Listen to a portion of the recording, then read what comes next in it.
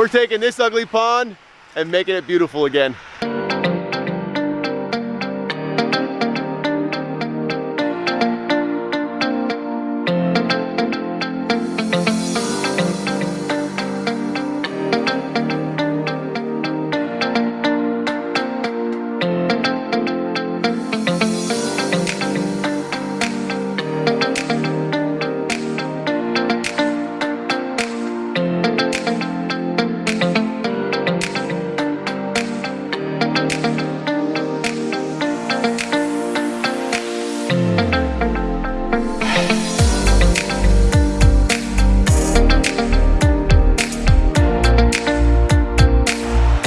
What's up guys, it's Jack from Atlantis. Today we're at Morris County Pet Supply in Rockaway, New Jersey. They've got a pond here that's been out front for a couple of years.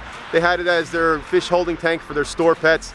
And today we're gonna take it and we're gonna rip the whole thing out. We're gonna make it into a beautiful 10 by 14 Tranquility Elite pond with a nice stream and waterfall. We're gonna have underwater lighting in there, fish cave, and a much better environment for their store pets. First we got to start with the dirty work. We're going to rip this old pond out, pumping it out, getting the fish transferred into our holding tank with aeration and a net so they can't jump out is going to be our first job.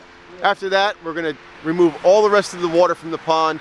Then all the rocks that are in here are coming out along with the liner and the existing filtration system. We're going to take the berm that's behind the pond now and we're going to pull it in, make the whole space flat so we can start over again. The existing pond was pretty shallow. It was maybe a foot deep in most of the pond section, and down there they had an area which was about 18 inches. So this is all coming out. The new pond's going to be 2 feet deep in a much larger section at the bottom. We're going to create a fish cave for the fish to get out of the sun and have a chance to get away from predators. This is the old skimmer. This is an old Aquascape classic skimmer. And what happens over time with these skimmers, they start to get deformed. It was a thinner wall plastic. It didn't have the rounded shape of the new signature skimmer, so the earth would just come in and kind of start to collapse around it. Another common problem with these skimmers, faceplate hardware. And you can see this one is starting to deteriorate. All these bolts that hold the faceplate on, like this here, they would corrode and then the heads would actually come off and this faceplate would start to pop away from the existing skimmer, causing a leak. And we do quite a few of these repairs every year by drilling all this old hardware out. First all the rock work comes out, then we're drilling everything out and replacing it with stainless steel hardware. We have to do a new seal on the front of it, so all this has to come out, get cleaned real well, and then be put back together. It's a pretty common repair for us. And up at the top of the waterfall, we've got an old classic series biofalls. You can see when this one was installed, there was a lot of tension on the liner and it's starting to pull really hard on these faceplate screws.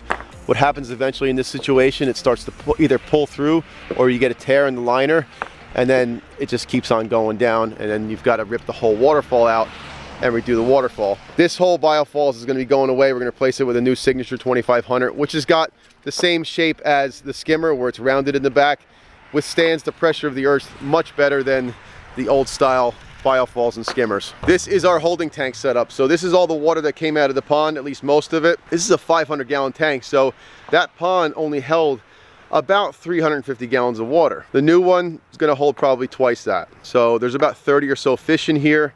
We've got aeration set up that's going to keep oxygenation going and circulation going in the tank while the fish are going to be in here. We actually put a net over the tank as well and strap it down because, believe it or not, fish will jump out and you'll come out the next day and find them laying on the ground. Don't ask me how I know that. If you've watched our fish cave installation video, you would recognize this ADS pipe. So that's going to be used to create our fish cave in the bottom of the pond.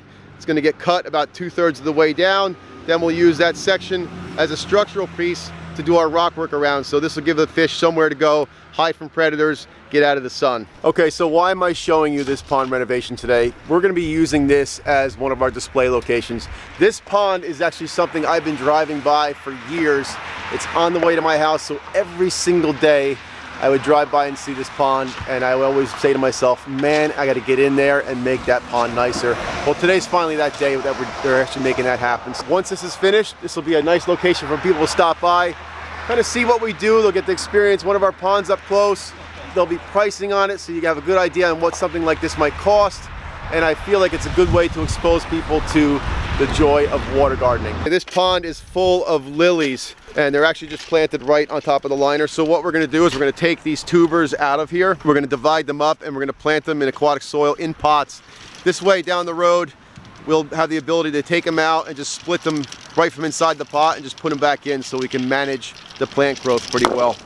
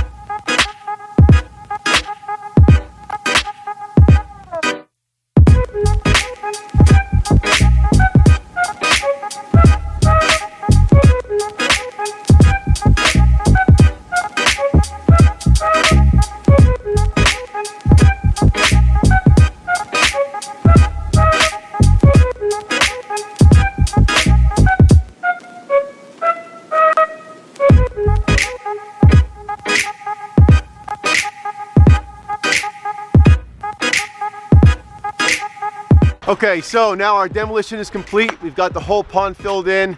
It's compacted. We're gonna spray out for the new pond and get started. So the reason we fill the pond in when we do the demolition is so we can start from scratch. A lot of times someone will call and say they've got a pond that's already half dug or mostly dug. So we just come finish building it, and we don't normally do that. We'll fill it in and we dig it the way that we like, so that the shelves are dug the proper elevation. Nothing's gonna cave in on us when we're actually setting the rocks or putting our liner in, and we know it's going to be a good foundation to work off of. For this installation, we're doing our Tranquility Elite Series pond, which is a 10 by 14 pond with an 8-foot stream. So I got my spray paint, I got my tape measure. Let's go spray something out.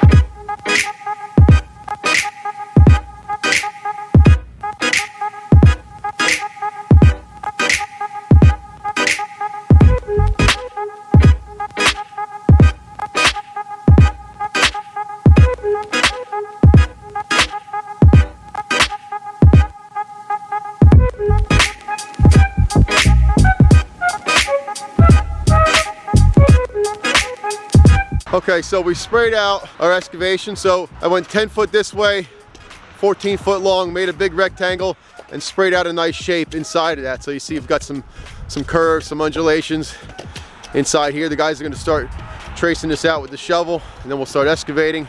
And then back in here, we've got our stream. It's gonna be starting from the biofalls back there, twisting around, ending up at the edge of the pond here. The biofalls is going to be set about 2 feet above water level, so from the start to where it enters the pond, we've got 2 feet of elevation to work with.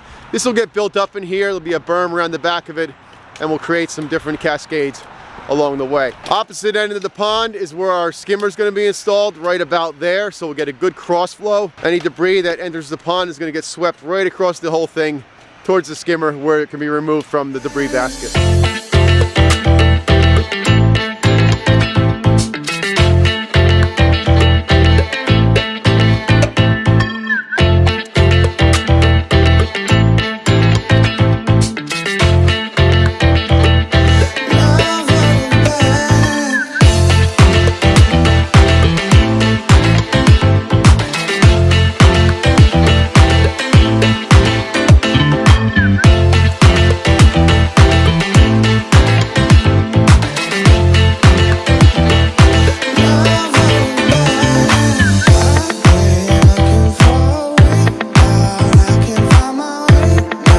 Just about have our excavation finished. The guys are building a retaining wall behind the biofalls for all the soil that we're generating from the excavation. All of ours is touching up the bottom so we can get the rest of our shape in. Then we got our fabric, liner, hook up the skimmer, and start building. So we've got our skimmer in, right here. We got our skimmer in. Bolivar is finishing up the shaping over there. The guys are in the back, building retaining wall. Our biofalls is back there. Our waterfalls gonna be coming from back there down into the pond, and you can see we've got our pond excavation done. We've got multiple levels, first shelf, and then we've got about 2 feet of depth in the middle would be a fish cave in the side right there. Let's get busy.